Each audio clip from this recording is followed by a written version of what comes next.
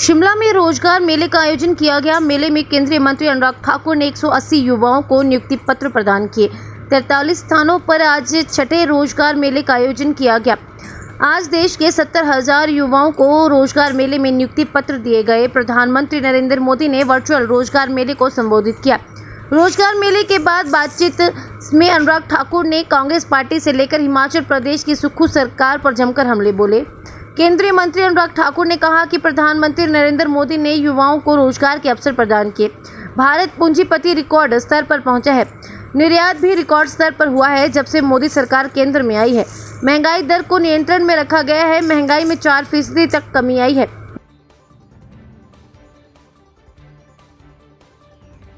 पूछे किसानों से जिनसे वायदा किया था कि 100 रुपये लीटर दूध खरीदेंगे, 2 रुपये किलो गोबर खरीदेंगे, महिलाओं के खाते में 1500 रुपये डालेंगे, बिजली के बिल बंद हो जाएंगे, क्या इसमें से एक भी गारंटी पूरी हुई?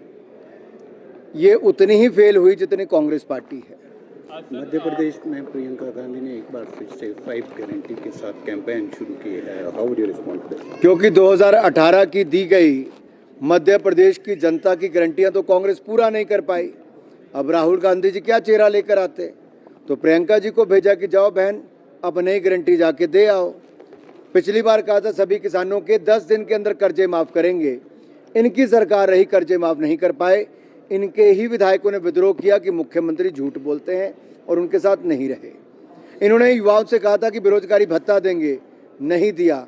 तो वहाँ पर भी इनके ही विधायक मध्य प्रदेश में छोड़कर चले गए क्योंकि इन्होंने गारंटी पूरी नहीं की। राजस्थान की भी ये हालत है कि रोज़ नया घोटाला देखने को मिलता है। रोज़ नौकरियां निकलती हैं लेकिन कैंसिल करनी पड़ती हैं इंटरव्यूज़, क्योंकि घोटाला होता है, पेपर लीक हो जाते हैं।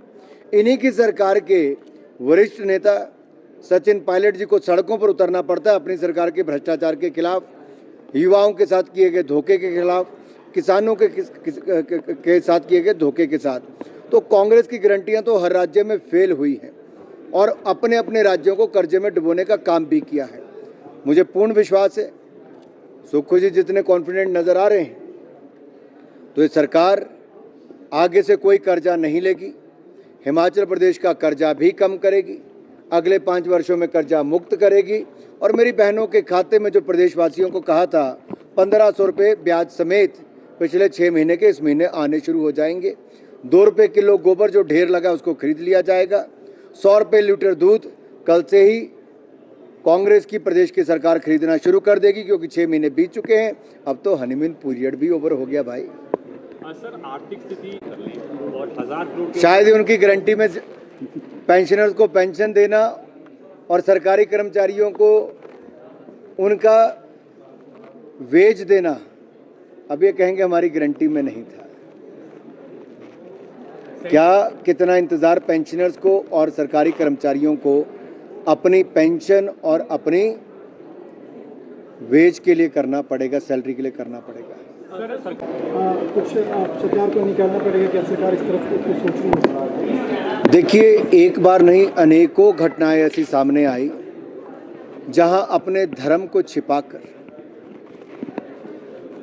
किसी लड़की को बहला फुसलाकर पहले उसको प्यार में फंसाया गया, फिर उसके टुकड़े टुकड़े कर दिए गए, किसी की हत्या कर दी गई। ये उचित नहीं है। कानूनी कार्रवाई कड़ी से कड़ी होनी चाहिए। राज्यों के ऊपर ये जिम्मेदारी है। किसी भी राज्य की बात हो, चाहे केरल से लेकर उत्तराखंड की बात हो या पश्चिम बंगाल से लेकर हिमाचल प्रदेश की बात हो, बेटी किसी की भी हो, उसकी सुरक्षा की जिम्मेदारी वहाँ की राज्य की सरकार की है। सर, पहलवानों को लेकर आपने खुद पहल की है, उनको बातचीत को बुलाया, क्या लगता है कि कुछ सोल्यूशन निकल जाएगा या उनको थोड़ा इंतजार कानून की प्रक्रिया में करना पड़ेगा? देखिए, जो भी पहलवानों की मांगें थी, जो आंदोलन कर रहे हैं, मैं तीनों ही आंदोलन करने वाले पहलवानों से मेरी मुलाकात भी हुई और हमने उनके कहने पे कमेटी भी बनाई, कमेटी की रिपोर्ट भी आई। IOA में इंडियन ओलंपिक एसोसिएशन ने सब कमेटी एक बना दी, एक एड हॉक कमेटी बनाई जिसने डे टू डे एक्टिविटीज़ भी रेसलिंग फेडरेशन की शुरू कर दी और वहाँ पर रिकॉर्ड समय के अंदर ट्रायल्स भी करवाए गए। बहुत शानदार ट्रायल्स हुए। अब हमारे रेसलर्स ने, जो युवा हमारे साथी हैं, खिलाड़ी हैं, उन्होंने विदेश में जाकर बहुत शानदार प्रदर्शन किया। अभी टूर्नामेंट चल रहा है और यही नहीं, जो पुलिस है वो भी अपनी जांच बड़ी तेज़ी के साथ, निष्पक्षता के साथ कर रही है, पारदर्शी तरीके से कर रही है और जल्द चार्जशीट वो दायर करेगी और कोर्ट उसके बाद अपना निर्णय सुनाएगी। 2024 की तैयारियां शुरू होगी। लिमिट कम की है और जो एडिट प्रोजेक्ट है उसमें भी लिमिट किस तरह की लगा दी गई है? देखिए, FRBM एक्ट किसी एक राज्य के लिए नहीं, पूरे देश के लिए बनता है और उसमें छूट 3% से बढ़ाकर 3.3% तक करने का भी और आगे बढ़ाने का काम भी कोविड के समय हुआ था कि सरकारें और पैसा खर्च कर सकें, लेकिन फाइनेंशियल क्षेत्र में फिजिकल डेफिसिट को अंडर कंट्रोल रखना हर सरकार की जिम्मेदारी है। आप किसी भी राज्य को कर्जे में नहीं डुबा सकते, इसलिए सभी राज्यों को उसका पालन करना चाहिए। ये देश और राज्यों के हित में है। कम्युनल वायलेंस की घटनाएं देश में बढ़ रही है, डेमोग्राफिक इम्बैलेंस की बात भी की जा रही है। आज देश के लगभग 43 स्थानों पर रोजगार मेला का आयोजन किया गया और 70,180 से ज़्यादा युवाओं को सरकारी नौकरियों के लिए नियुक्ति पत्र दिए गए। ये छठा रोजगार मेला था। पहला 22 अक्टूबर 2022 को लगा, जिसमें 75,000 नौकरियां देने का कार्य हुआ। उसके बाद अगले सभी 5 मेलों में 70,000 तो कहीं 71,000 नौकरियां देश के युवाओं को सरकारी क्षेत्र में दी गई और 10 लाख नौकरी हम इस वर्ष देकर पूर्ण करेंगे।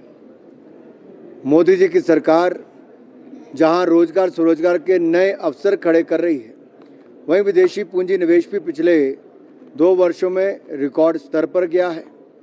भारत का निर्यात भी रिकॉर्ड स्तर पर है और जहां तक महंगाई दर की बात है, उसको बहुत नियंत्रण में रखा गया, फिर एक बार कम आई है 4% के लगभग। ये अपने आप में दिखाता है कि सरकार के जो कदम हैं वो सही दिशा में उठ रहे हैं। जहां एक और रोजगार उत्पन्न हो रहा है, वहीं रोजगार स्वरोजगार के अवसर भी खड़े हो रहे हैं।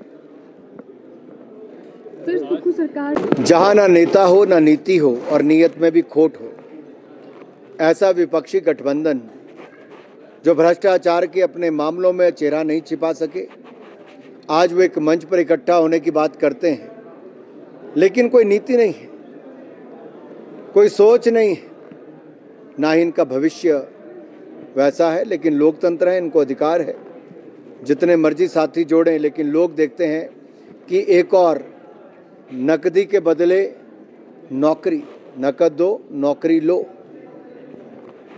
दूसरी तरफ जमीन दो जॉब लो। ये पश्चिम बंगाल में ममता बनर्जी जी और एक तरफ लालू जी, ये इस तरह के लोग अगर एक मंच पर साथ आएंगे तो पता चलता है भ्रष्टाचारी एक मंच पर इकट्ठे हो रहे हैं। और पश्चिम बंगाल को तो आज हिंसा के नाम पर ही जाना जा रहा है, अत्याचार के नाम पर, भ्रष्टाचार के नाम पर।